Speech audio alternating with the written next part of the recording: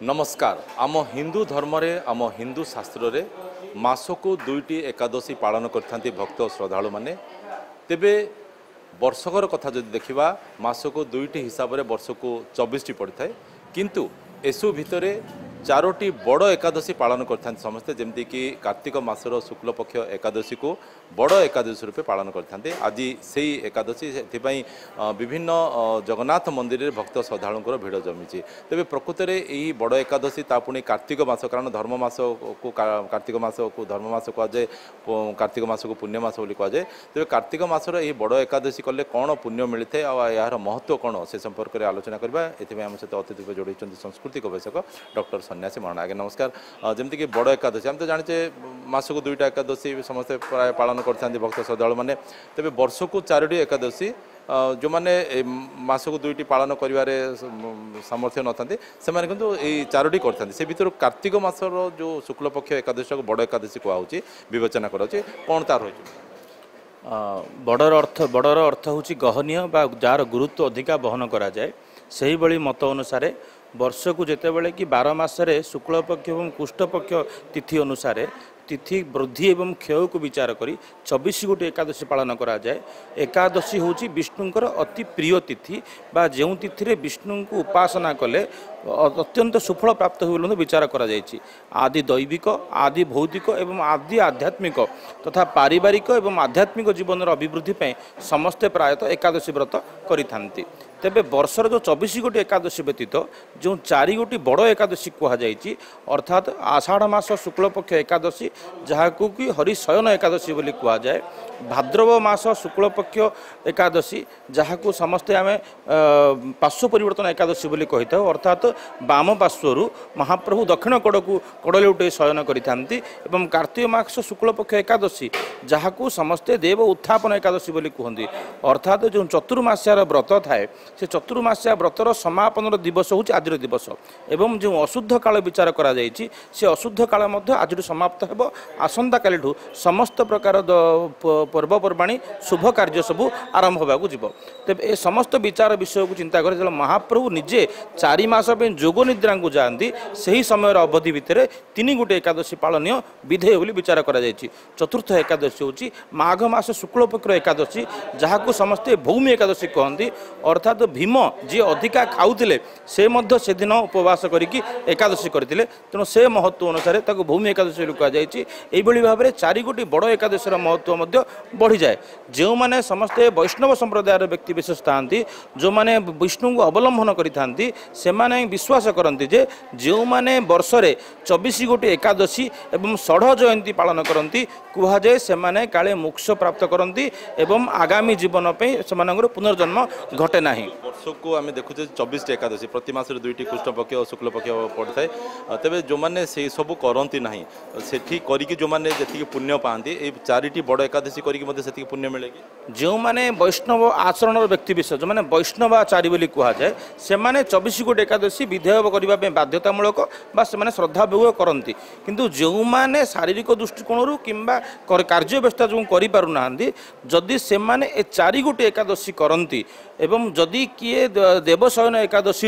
हरिशयन जो मैंने एकादशी आरंभ करती से वर्षर एकादशी करती, किंतु ये 4 गोटी एकादशी करार फल ये 24 गोटी एकादशी करार फल सहित सामान बोली विचार करा जायछि। एवं यह सहित गोटे मनीषर निज जीवन काल भितर कहुई प्रथम एकादशी प्रहलाद महाराज करते 8 वर्ष बयस 80 वर्ष बयस पर्यंत कौन बयसर सीमा एठी ना। 8 वर्ष शिशु आरंभ कर 80 वर्ष वृद्ध बयस पर्यंत समस्ते निजर भौतिक विकास एवं आध्यात्मिक विकास पारिवारिक शांति एवं निजर मंगल करने संपूर्ण विश्वर मंगल करने एकादशी व्रत पालन करने विधेय बोली एकादशी महात्म्य संपूर्ण वर्णित अच्छी। कहूँ जो मैंने एकादशी प्रथम थर पर आरंभ करने चाहती पालन करने चाहती से कुआड़े आषाढ़ मासर बड़ एकादशी ही आरंभ करा पड़ता है। महाप्रभु जिते बड़े बाहर को बाहरती से समय एक सुंदर मुहूर्त बा एक सुंदर समय तेबे जेबे धर्म वर्ण निर्विशेष समस्ते महाप्रभु को रथ उपर दर्शन करी ही जिते व्रत आरंभ कर एकादशी व्रत करती कुहादे से ही एकादशी व्रतर अयम आरंभ हुए। तेणु विश्वास मत अनुसार आषाढ़ मास शुक्ल पक्षर जो हरिशयन एकादशी अच्छी जो दिन महाप्रभु रथ उपर बड़ तढ़ाऊ राजराजेश्वर सुनावेश अनुष्ठित होती से दिन ही समस्त एकादशी व्रत आरंभ करती एवं आम ओडियांकर मान्यता रही एकादशी व्रत हूँ सर्वश्रेष्ठ व्रत जेहेतु कि चारि धाम मध्य गोटे धाम नीलाचल धाम एठू जो मैंने एकादशी आरंभ करती स्वतंत्र भाव में एकादशी करने समय विष्णु मंदिर मानक गहली परिलक्षित होता बेले प्रायतः जगन्नाथ मंदिर मानक अधिका गहली परिलक्षित हुए कहीं कहुए एकादशी दिन सबू देवादेवी जगन्नाथ को दर्शन करती जगन्नाथ पर एकादशी पालन करती जगन्नाथ नियम संपूर्ण विरह किंतु एकादशी दिन जगन्नाथ स्वयं निजे अन्न प्रसाद ग्रहण करती। एमती किसी विश्वास रही कि किसी मास किसी वर्ष एकादशी पालन कला से जड़े ओहरी जीव शरीर माध्यम खलु धर्म साधम जितेबाला पर्यंत मनीषर शरीर मनीष को शक्ति जोगाए थाए मनीषर मन मनीष को शक्ति जोगाए थाए सेतेबेले पर्यंत मनीष सामर्थ्य बल एवं शक्ति अनुसार निज भक्ति को प्रकोष्ठित करी सी व्रत पालन करिवार विधान मध्य आम देखिछंती किंतु किछि लोक वयसाधिक होला परे जो रोगाग्रस्त हुवंती बा तांको शरीर तांको व्रत करिवा पे अनुमति न दिए सेतेबेले सेमानंकर परपीढ़ी बा एंसिस्टर्स मानंकु बा परपीढ़ी मानंकु दायित्व दिया जाए सेमाने दायित्व नियंती आउ केही केही एकादशीर पूर्णाहुति मध्य करती किंतु कुहाजे जदि सासू करुछंती बहु करिवो पुओ बाप करुथिले पुओ करिवो एही मतरे एकादशी करा जाए एवं एकादशी व्रत पारिवारिक मान सांसारिक मानकर भितरे सबुठु श्रेष्ठ व्रत होची एकादशी व्रत ताहा करिया पे चाहूँ मैंने शारीरिक स्तर में मानसिक स्तर में से सामर्थ्य थी पड़ो जदि सामर्थ्य जड़े ना जमी कहले शाशु करते बहु कर बापा करते पुओ कर एकादशी व्रत दुई विधान हुए एक जल दुई सजल अर्थात जदि आपन करेंगे गोटे निर्जल व्रत करेंगे जो थे कि आप जल ग्रहण करेंगे वर्तमान आधुनिक दुनिया भितर आम समस्ते प्राय रोगाग्रस्त क्या गेस्ट्रिक क्या डायबिटीज किए अन्य रोग ग्रस्त समस्ते औषध ही जीवन व्यापी करूँ खाद्य को त्याग करने सहज कथा नुह किंतु जो मैंने पारुचंती एकादशी दिन निर्जल व्रत करंतु एवं जो मैंने चाहिए जल ग्रहण करंतु फलरस ग्रहण करंतु फल ग्रहण करंतु एकादशी महात्म्य गोटे कथा कहुई एकादशी दिन जो मैंने दांतरे अन्न को खंड करती